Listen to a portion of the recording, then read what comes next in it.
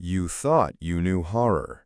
You've seen the classics, The Exorcist, Halloween, The Shining.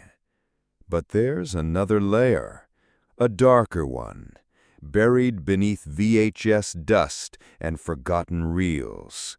Films that were too strange, too disturbing, or too broken to survive the mainstream. Tonight, we dig them up. 10 obscure horror films from the 70s and 80s, each one a relic, each one a warning, each one ready to ruin your night. These aren't just movies, they're transmissions. From directors who saw too much, from actors who gave too much, from places that should have stayed quiet. You won't find jump scares here. You'll find dread, decay, and the kind of silence that screams. So turn off the lights, put on your headphones, and don't look away.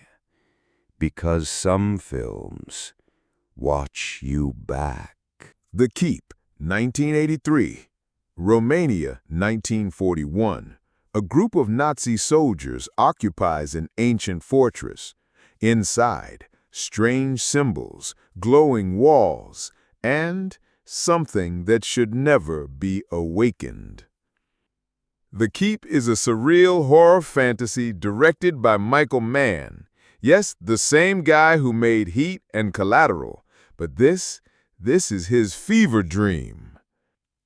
The visuals are pure nightmare fuel, fog-drenched corridors, neon-lit rituals, a demon made of light and shadow. It's like Blade Runner had a baby with Hellboy and raised it in a haunted cathedral. But here's the tragedy. The studio butchered the film. Mann's original cut was over 3 hours. Paramount chopped it down to 96 minutes, leaving behind a beautiful, broken mess. Still, it's worth watching, because even in its fractured form, The Keep is unlike anything else. Fun fact, the soundtrack was composed by Tangerine Dream, the same synth legends behind Risky Business and Sorcerer. Their music turns the horror into something cosmic. This isn't just a haunted fortress, it's a metaphysical war zone. The Other, 1972. Summer, 1935. 2 identical twin boys play in the orchards of their family farm. They laugh, they explore, they hide secrets. The Other is a slow-burn psychological horror that asks one terrifying question. What if your best friend was never really there? The story follows Niles and Holland, inseparable twins. But as accidents begin to pile up, the truth starts to unravel. And it's not supernatural. It's psychological. It's tragic. This is horror without monsters, just memory, grief, and a child's imagination turned deadly. The tone?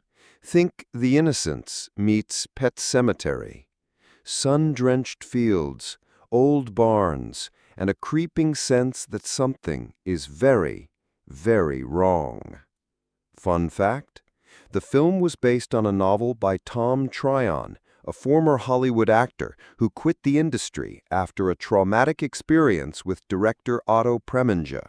He turned to writing and created one of the most haunting stories of the 70s. The Other doesn't scream, it whispers. Let's Scare Jessica to Death, 1971. Jessica has just been released from a mental institution. She moves to a quiet farmhouse with her husband. She wants peace. She finds whispers. Let's Scare Jessica to Death is a haunting, dreamlike horror film that blurs the line between reality and delusion. Is Jessica losing her mind again, Or is something truly wrong with this place? The lake, the voices, the pale woman who never seems to blink. It's gothic horror meets psychological breakdown, and it's terrifying because it feels real. The sound design is minimal, the pacing is slow, but the dread, it builds like fog, creeping into every scene. Fun fact, the film was shot on a shoestring budget, using natural light and improvised dialogue. That rawness makes it feel like a documentary of madness. It's not about jump scares. It's about erosion of sanity, of trust, of self. Jessica keeps asking, are they trying to scare me? And by the end, you'll be asking the same thing.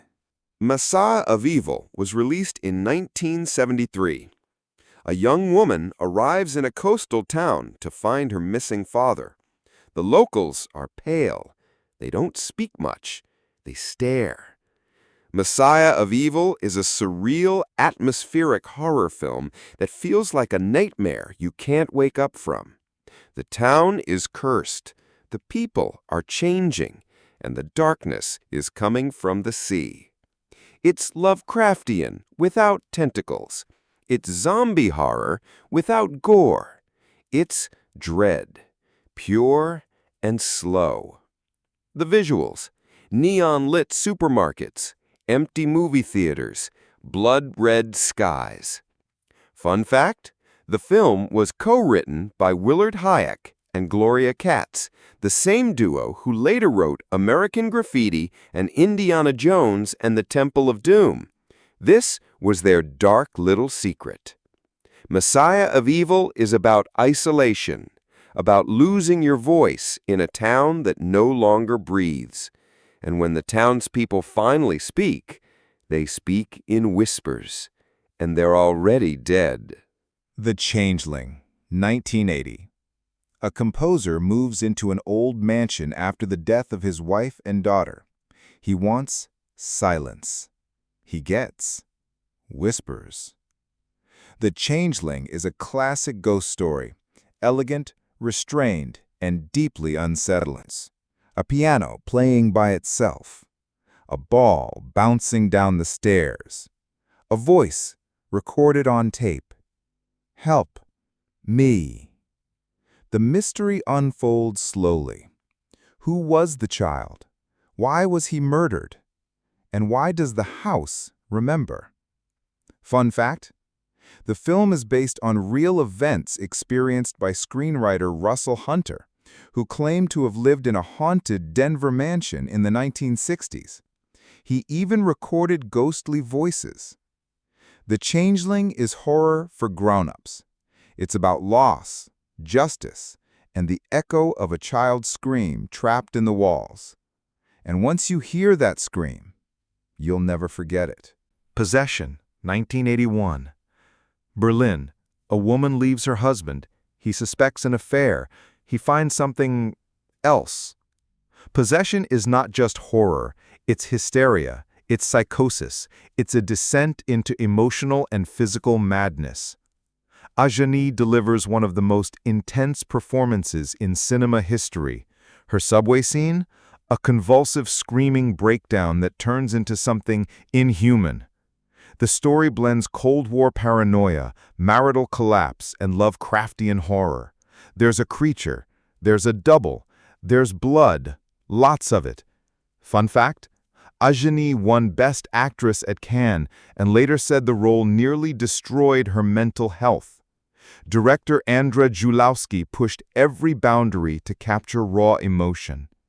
Possession is not for everyone. It's disturbing, it's exhausting, and it's unforgettable.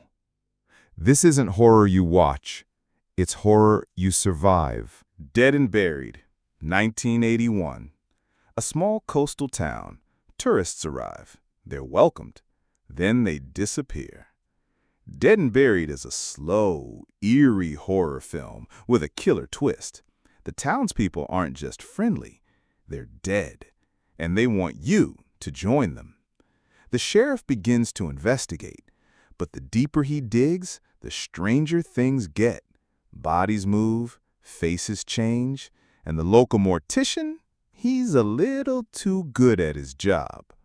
The tone is pure dread, foggy streets, empty diners, smiling corpses. Fun fact, the screenplay was co-written by Dan O'Bannon, the mind behind Alien and Return of the Living Dead. He knows how to make the dead walk and smile. Dead and Buried is about secrets, about small towns that never let you leave. And when the truth finally surfaces, it's already too late. The Sentinel, 1977. You move into a beautiful brownstone in Brooklyn. It's quiet. Too quiet. Your neighbors are strange. A mute ballerina. A man who never blinks. A cat that watches you like it knows something. And then you find the truth. This building is a gateway to hell, and you've just been chosen to guard it. The Sentinel is a 1977 supernatural horror film that starts like a haunted house story and ends in full-blown theological nightmare. Its climax? A descent into hell, featuring real people with physical deformities cast as demons. Yes, real people. No prosthetics, no CGI, just raw, disturbing reality. Director Michael Winner wanted authenticity. What he got was controversy. The film was banned in several countries and condemned by disability rights groups. But visually, it's unforgettable. Think Rosemary's Baby meets Hellraiser with a dash of Catholic dread. If you thought Hereditary was intense, this one walked so Ari Aster could run. Next of Kin, 1982, is an Australian horror film that blends gothic atmosphere with psychological dread. It's quiet, too quiet. The residents speak in riddles, the staff seem off, and the walls, they whisper. Next of Kin is a slow-burn film that builds tension like a ticking bomb. And the music? See nothing at all. The cinematography, think The Shining, long hallways, creeping camera, and a sense that something is watching. But here's the twist. The horror isn't just supernatural. It's buried in family secrets, mental illness, and the legacy of violence. Quentin Tarantino once called it the most underrated horror film ever made in Australia. And he's not wrong. This is the kind of movie that doesn't scream. It whispers. And those whispers stay with you long after the credits roll. Alucarda, 1977. A young orphan girl arrives at a convent.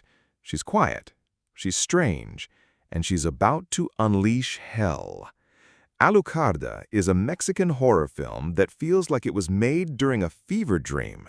Blood, screaming, nuns exploding.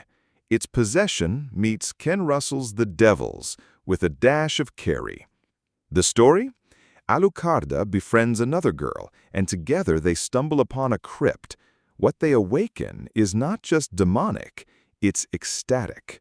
The film dives deep into religious hysteria, sexual repression, and the madness of faith. It's loud, it's chaotic, and it's absolutely unforgettable. Fun fact? Alucarda was banned in several countries for anti-Catholic propaganda.